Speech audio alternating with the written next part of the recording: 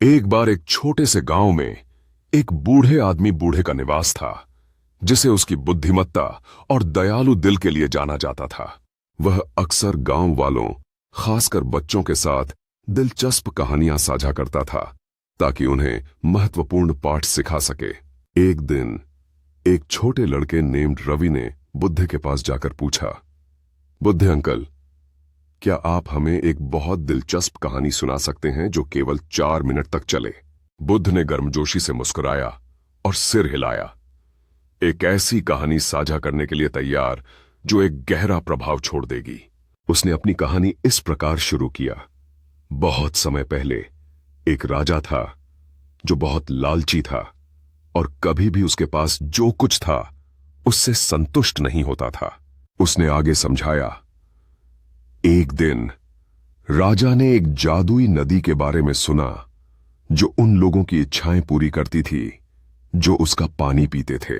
बच्चों ने उत्सुकता से सुना, जबकि बुद्ध ने आगे कहा, राजा ने इस नदी को खोजने का निर्णय लिया और अपने मंत्रियों से उसे मार्गदर्शन करने के लिए कहा। उसने उनसे कहा, हम अपने सभी धन को उस व्यक्ति को देंगे जो हमें जादुई नदी का रास्ता दिखाएगा। अपने संदेहों के बावजूद मंत्रियों ने राजा का साथ दिया उसकी खोज में, जो इल्यूसिव नदी की तलाश में थी। कई दिनों की यात्रा के बाद वे अंततः एक सुंदर चमकती नदी तक पहुंचे जो जंगल के बीच बह रही थी। बुद्ध ने नाटकीय रूप से रुकते हुए पूछा, लेकिन बच्चों, क्या आप जानते हैं कि राजा ने अगला कदम क्या उठाया?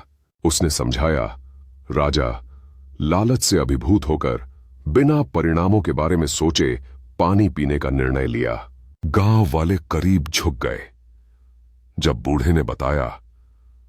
अचानक राजा को एहसास हुआ कि उसकी लालच ने उसे अंधा कर दिया है और उसने सब कुछ खो दिया। नदी, जो इच्छाएं पूरी करती थी, ने उसे केवल यह दिखाया कि सच्ची खुशी संतोष में है, लालच में नहीं। बुद्ध ने निष्कर्ष निकाला, उस दिन से राजा ने अपने तरीके बदले और एक न्यायप्रिय शासक बन गए जिसे सभी ने पसंद किया। उसने बच्चों की ओर देखा और कहा, कहानी से सबक यह है कि आपको जो कुछ भी है उससे संतुष्ट रहना चाहिए। बच्चों ने खुशी से ताली बजाई, संतुष्ट और ईमानदार रहने के महत्व को समझते हुए। रवि ने बुद्ध की ओर देखकर पूछा, चाचा, इस कहानी से हम सबसे महत्वपूर्ण पाठ क्या सीख सकते हैं? बुद्ध ने जवाब दिया, सबसे महत्वपूर्ण सबक यह है कि कभी भी लालच या इच्छा को अपने दिल पर हावी ना होने दें। उन्होंने कहा, बल्कि जीवन में दयालुता, ईमानदारी और संतोष पर ध्यान दें। छोटा लड़का सोच में डूबा हुआ सिर हिलाता है। कहानी के साधारण शब्दों में निहित संदेश को आत्मसात करते हुए। जब कहानी खत्म हुई तो गांव वालों ने अपनी कृतज्ञता व्यक्त की, प्रेरित और जागरूक महसूस करते हुए। बुद्ध ने तब कहा, याद रखो बच्चों, हर कहानी हमें जीवन में कुछ मूल्यवान सिखाती है। उसने चारों ओर देखा और पूछा, क्या कोई और दिलचस्प कहानी सुनना चाहेगा? बच्चों ने उत्सुकता से अपने हाथ उठाए और अधिक ज्ञान और मजे के लिए तैयार थे। बुढ़े ने धीरे से हंसते हुए एक और कहानी शुरू की, एक चालाक लोमड़ी और एक मूर्ख कौवे के बारे में। उसने बताया, एक बार एक गिलहरी ने एक कौवे को देखा जो अपने चोंच में पनीर का टुकड़ा लिए हुए था। उसने आगे कहा, लोमड़ी उस पनीर को चाहती थी और उसे पाने के लिए कौवा को तारीफ करना तय किया। उसने समझाया। गिलहरी ने कहा, ओ सुंदर कौवा, तुम्हारी आवाज तुम्हारी खूबसूरती की तरह मीठी होनी चाहिए। बच्चों ने हंसते हुए देखा कि वृद्ध ने लोमड़ी की चापलूसियों की नकल की। उसने जोड़ा, कौवा तारीफ से खुश होकर गाने लगा और पनीर गिरा दिया।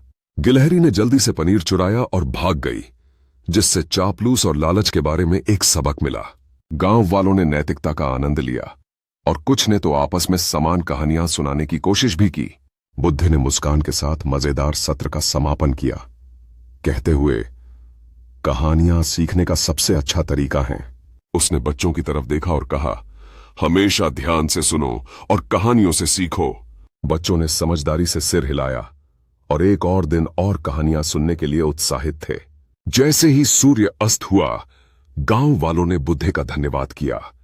प्रेरित और खुश होकर वे ज्ञान से भरे हुए दिलों और चेहरों पर मुस्कान के साथ निकले, जीवन की चुनौतियों का सामना करने के लिए तैयार।